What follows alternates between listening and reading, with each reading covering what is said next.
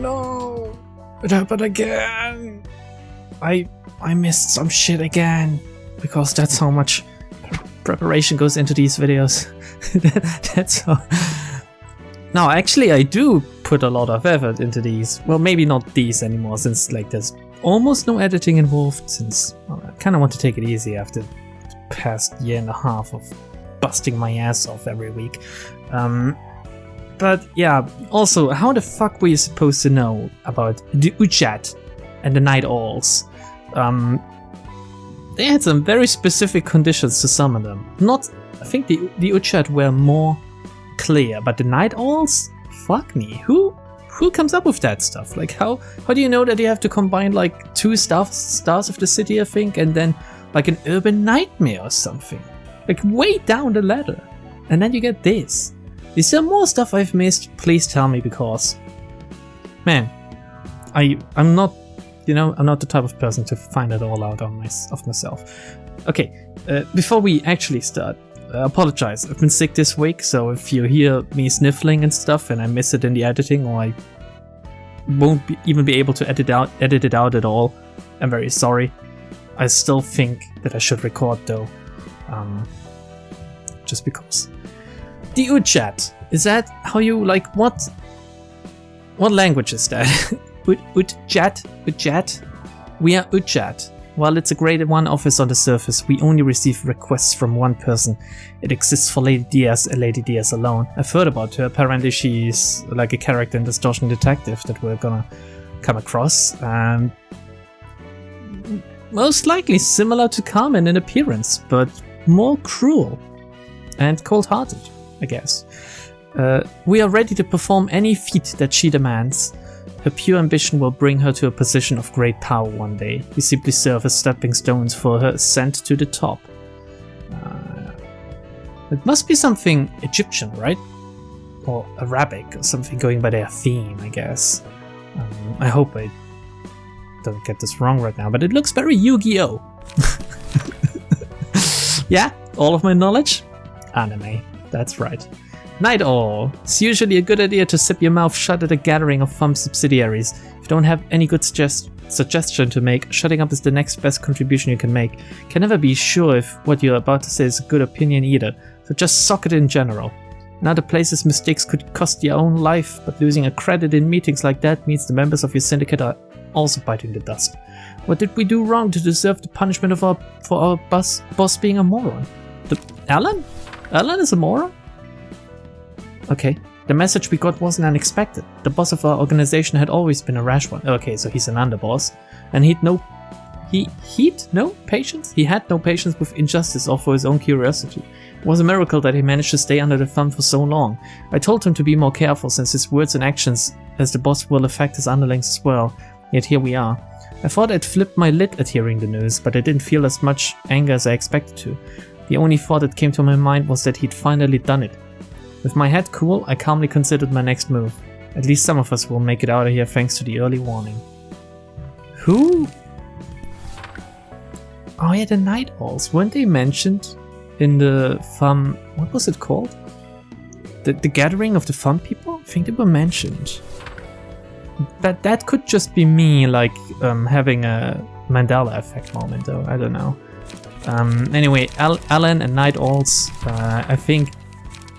Wait, we did read Yay, right? Yeah, I remember. I think I remember saying Yay. And then we had Bayard. I've been lectured on Bayard as well, that he's like... I think he's a horse or something, if I remember. Again, I've been sick all week. Okay, I've been on painkillers almost all week as well. And a strict diet of tea, basically. So if I misremember some things... I think he's a horse in the story of the 12 Knights of Charlemagne or something. I don't fucking know. Impuritas Civitatis, here we come.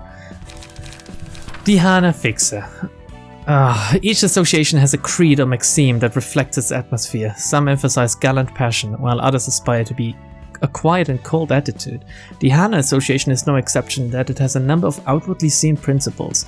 Coincidentally, they represent the most basic ideas of the attitude a fixer must have. We must exercise concentration and resoluteness in all situations, be diligent to detect the emergence of a new flow, yet be wary not to be swept by the flow yourself. Okay. As our occupation involves placing some on low positions and holding others in high regard, we must secure the values that constitute our frame while amending outdated parts of our ideologies.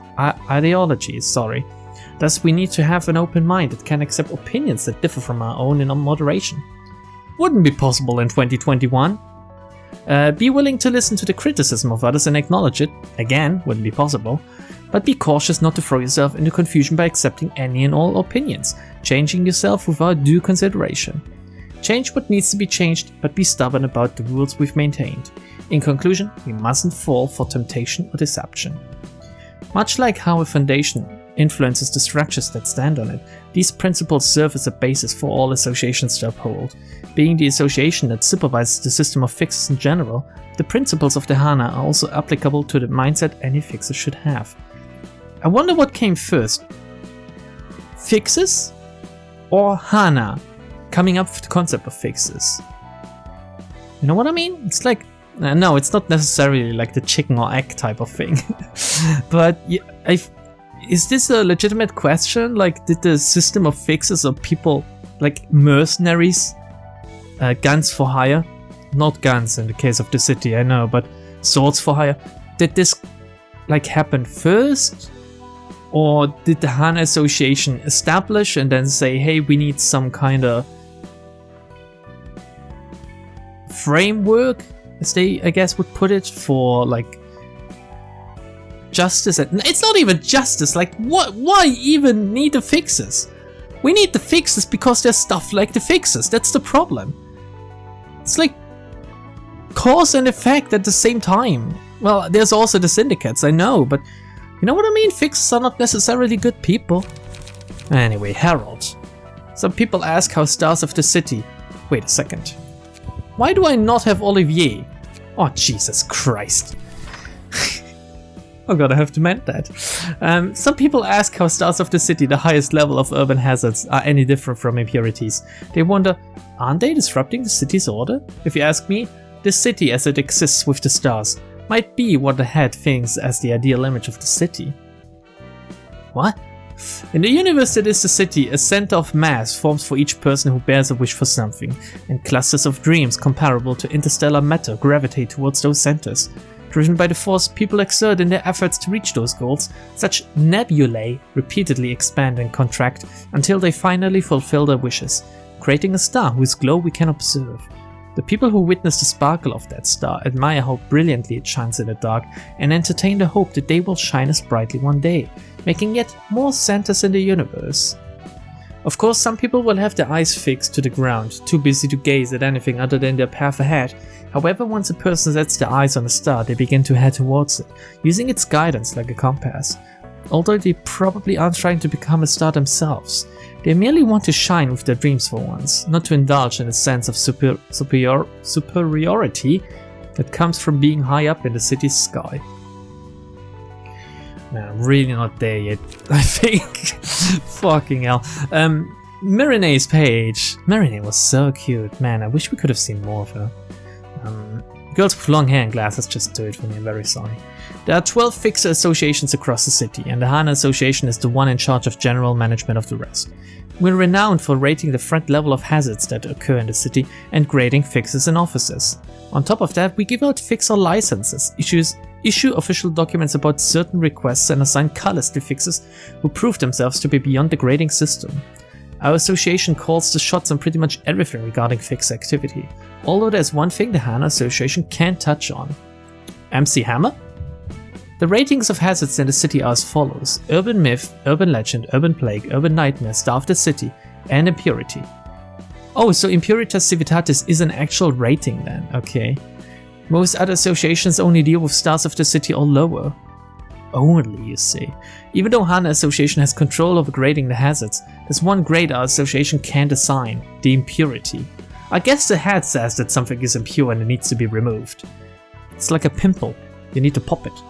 Only the head has the authority to decide that. I don't know the exact rationale behind designating impurities. From what I can see, they seem to declare beings that defile the city as impurities and banish them to the outskirts. I suppose the head manages that part since things like the ethics of the city aren't subjects we are qualified to discern. Okay.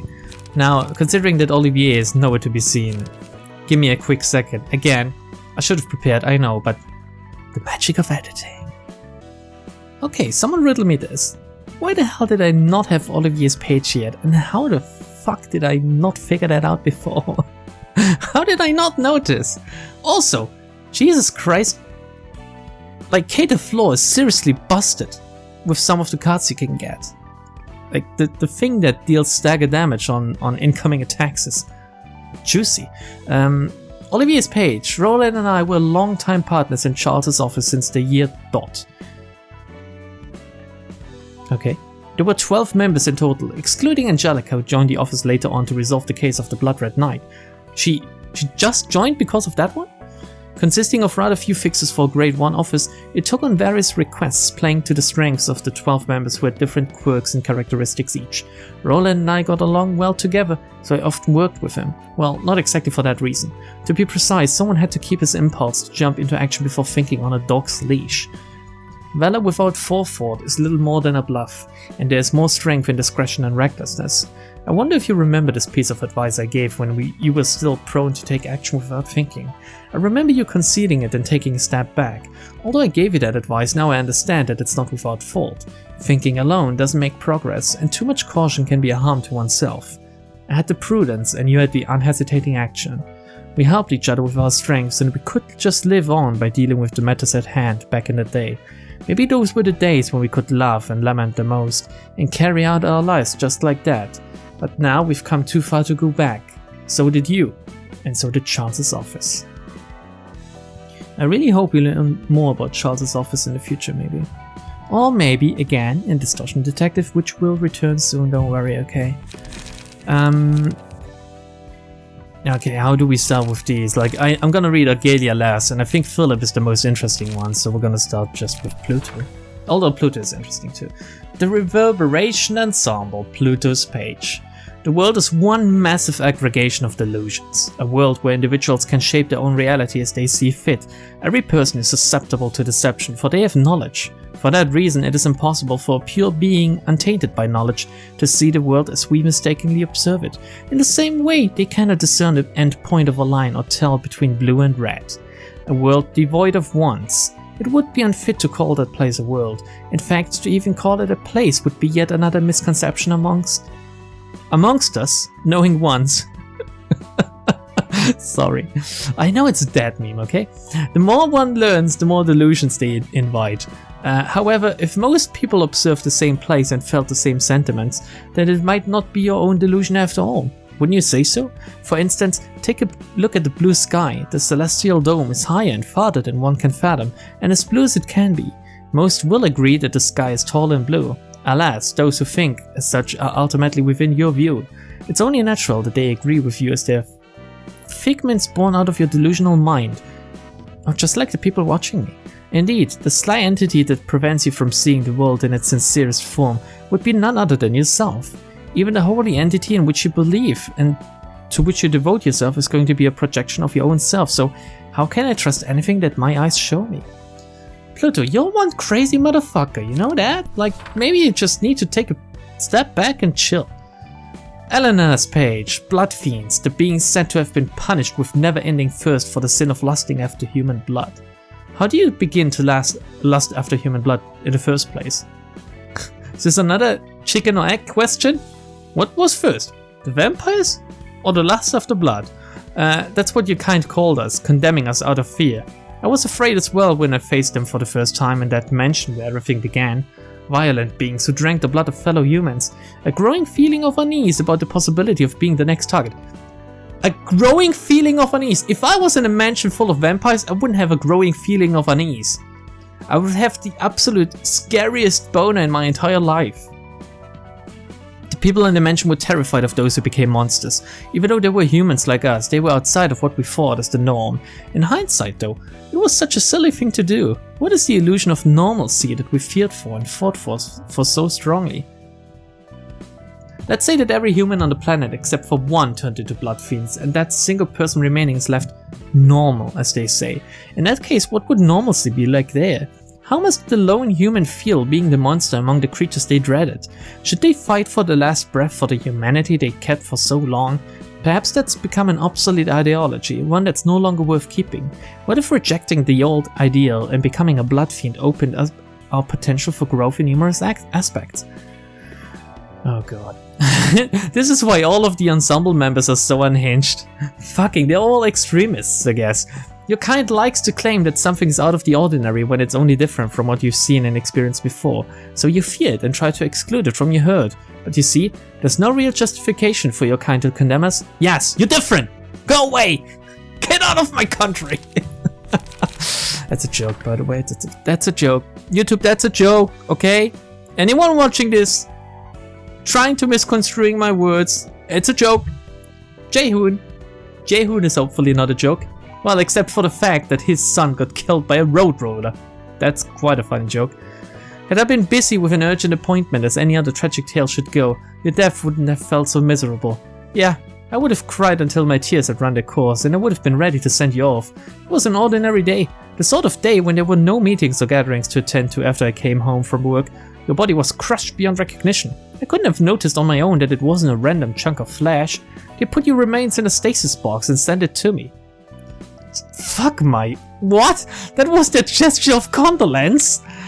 I'd have refused to believe it was you if it weren't for the clothes. I spent hours sitting there in numbed silence, vacantly staring at a lump I couldn't even dare to hug. Okay, Jaehoon, I kinda understand you now, why you went crazy at least. The stuffed doll you were carrying, now next to the box, caught my eye. Even though it was shredded and soaked in blood, the cotton filling was still clustered together, as if it remembered the volume of the doll. It seems some cotton remained even after the roller crumpled all the outer fabric. Then, for reasons unknown, I brought the other dolls out of your room and cut them up with a pair of scissors.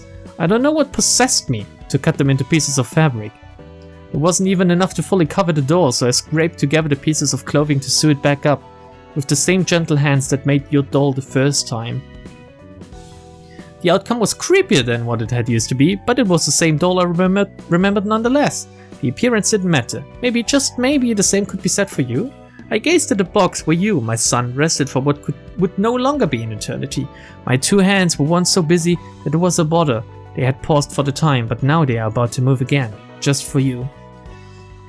Yeah, alright, Jaehoon. And I kinda understand, like, I don't know what I would do if something were to happen to, like, my family, I think. Tanya!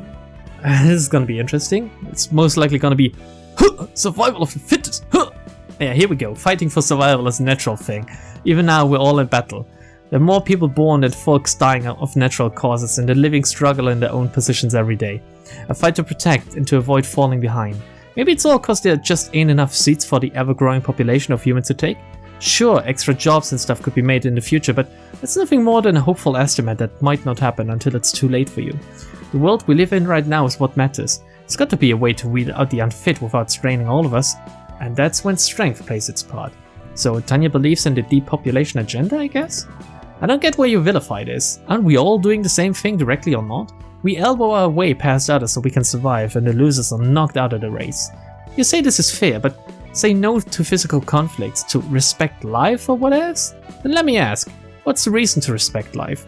Do you think you're respecting life right now? Yeah. What you gonna do about it, Tanya? Please don't hit me. Oswald! People have hopes and dreams. I want to eat fruit blossoms or flowers. I want to be a swifty, nifty, thrifty kitty. I want to earn a fortune. And then they add, maybe I'll find delicious flowers someday. Maybe I'll get fat stacks of cash in my paws someday. Maybe I'll be showered in the loudest applause someday. Someday. That dastardly someday just won't stop popping up. But to have a hope, you've got to prepare incense to offer those wishful prayers upon. A world where one can't eat flowers. A reminder that you're a sluggish turtle right now. The beggarly reality, setting the stage for the performance we call hope. Thus and therefore, people have the wrong idea about how to have hopes. If they believe that the hopes will come true someday, they'll just keep parroting that contemptible word. The day will never actually come. Having expectations this way will only leave you with bitter anger. I'll change someday? That person will turn over a new leaf someday if I count on them and wait? Yeah. People entertain their hopes as they please, and then bite at each other when the change they expected doesn't happen. Clowns can't give out smiles in a world full of mean, teary friends. We should all do the stretches starting today. Abandon all expectation. Just keep a merry, positive attitude and laugh no matter what you see. Let's make a performance about what's already come true, not of a supposed reality you hope for someday. I'm already on the stage, standing under the brightingest spotlight ever. Is it dangerous to say that I kinda understand where Oswald is coming from?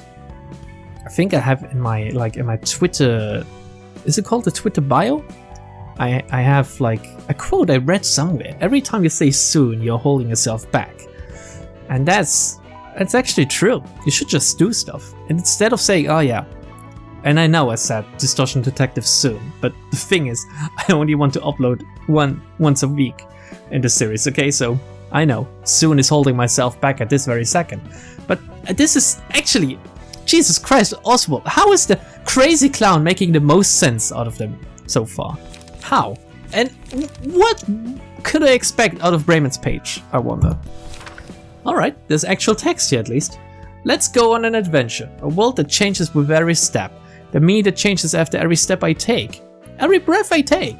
Every move I make. No. My eye is dazzled by colorful light. I pursue pleasures that I don't have. Don't scold us because you can't understand our pursuit. You just happen to be one of the many who feel joy from common things. We, on the other hand, don't see any colors in those. You're the ones drenched in nasty pleasures. You're simply looking for what we lack. But complete satisfaction will never come. It'll only sink deeper in the raging thirst. We will spend our days in yet grander debauchery. We're happy though. We can wet ourselves in new colors every day, unlike the rest of you. The Bremens are like degenerate Kumas that fall deeper and deeper into the abyss. Do I get this right? Man, actually, you get a gift out of defeating the Bremen musicians, and it's one of the only animated gifts I've seen in the game so far. Man, I really look forward to replaying the whole game and finding out about all of the new gifts I haven't had when I played it, you know, because the game wasn't complete yet, I guess. It's an era where humans are dominated by the act of consumption, Greta says. When you're hungry, you get annoyed, and when starvation touches your raw nerve, you turn violent. That's how humans are, and people who eat the same food will naturally grow similar. So the high and mighty beings that want to rule over you demand you to eat the correct stuff. When something correct, there's gotta be something that's incorrect. Incorrect food. It's gotta mean humans eating humans, don't you think? What's the difference between eating a human or drinking their blood? Don't you automatically consume their blood by eating them? Like, is Greta some kind of sub-blood fiend or something? Why do people think that eating is natural, but then draw the line at eating their fellow man?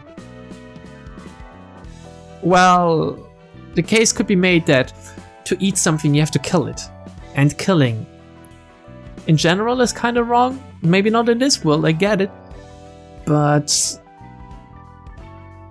also most of the time you don't eat what has died of natural causes.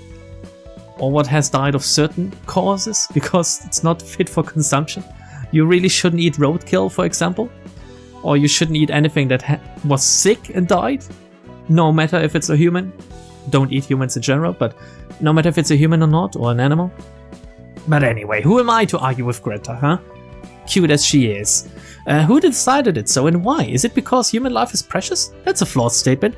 What makes the lives of animals less precious? Uh-oh, he's making a good point. We're not about to go down a boring philosophical riddle about the weight of life now. Whew. If humans clearly have more value over animals because we're the apex predators, then there shouldn't be any problem with a pack of humans that rise above the rest and prey on others. Uh-oh, again. We've got two options. First, don't eat anything. Well, how about anything that wasn't alive at any point in time? Hey, I'm not suggesting that we all starve to death. Your body is taught to eat. So what if you change that habit? Maybe instead of food, your empty innards could be filled with possibilities of some kind.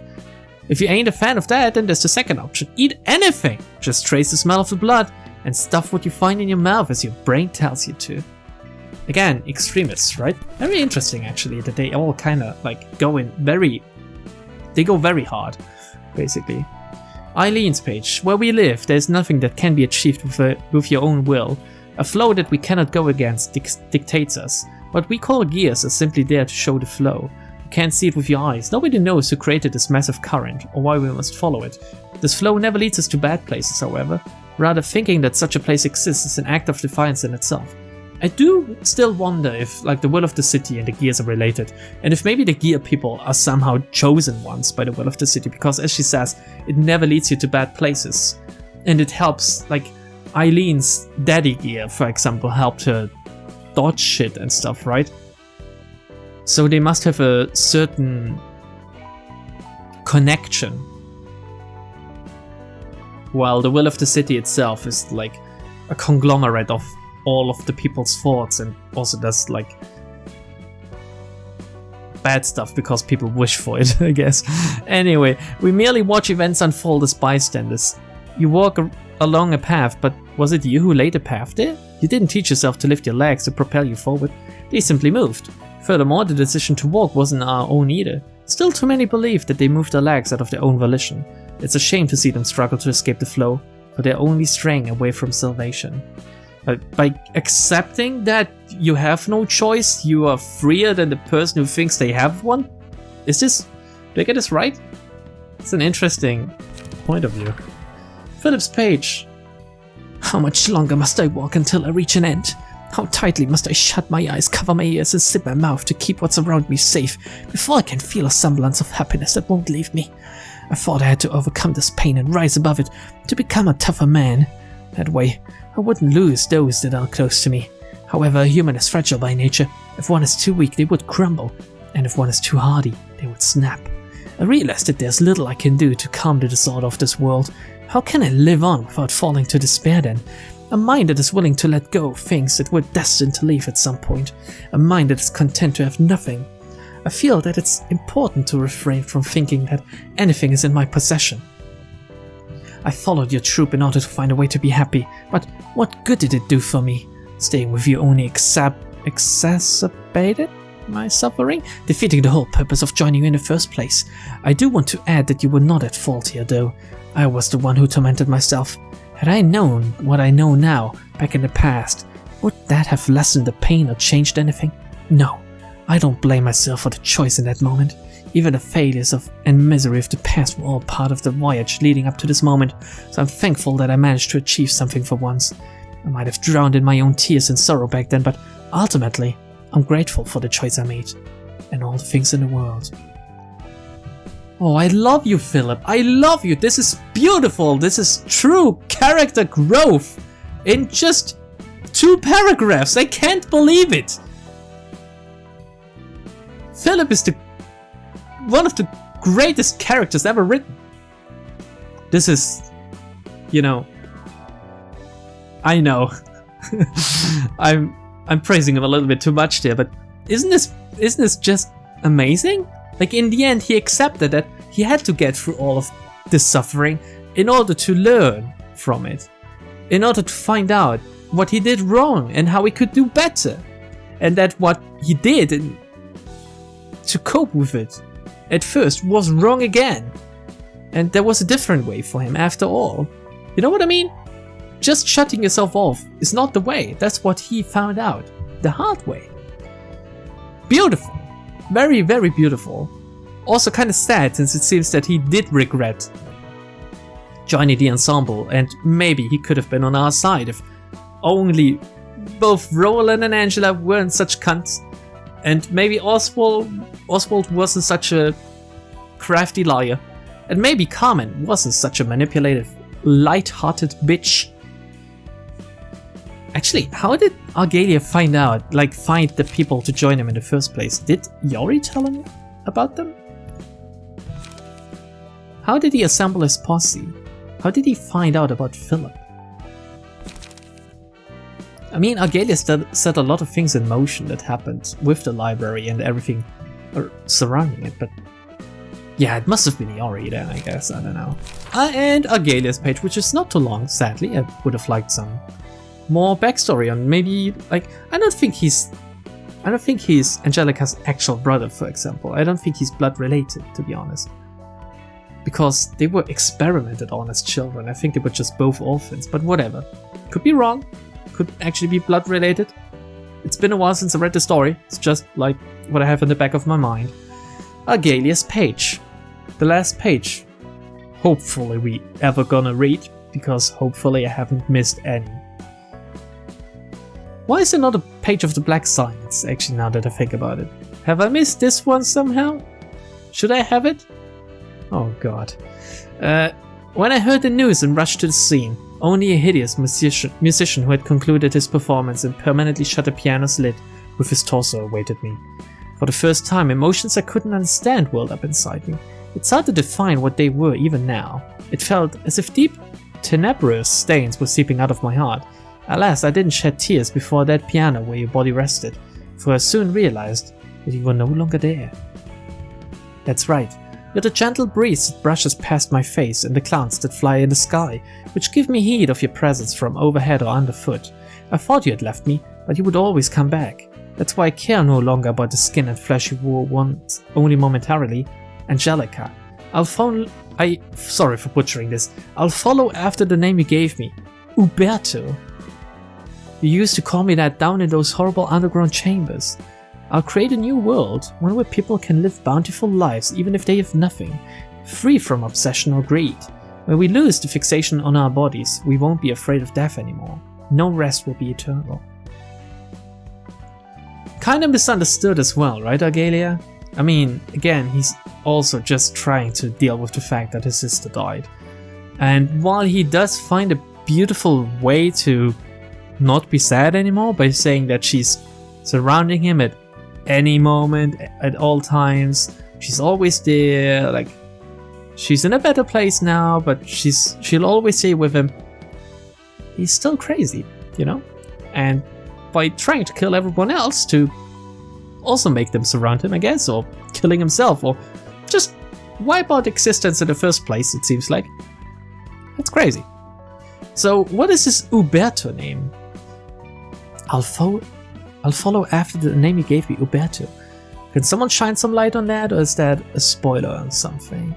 Are we gonna find out more about this in the future? Is this a name that comes up in... No, what's the story called? The story where basically they all show up. Like Roland... is it called Orlando Furioso, the story itself? Or is that just a part of it or something? I don't know. I know about the story. I don't know the story itself. I have read it. But if you can tell me about it without spoiling too much, or if you tell me, well, Lambda, if you haven't read it, you need to read it. It's a good story.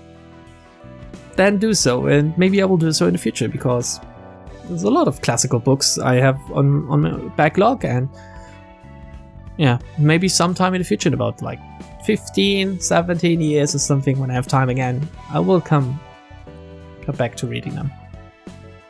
For now though, I'm fully booked out, pun intended, with playing video games. I think next week will mark the ultimately last episode of Library of Ruina, Season 1. Not to make any promises, but you know.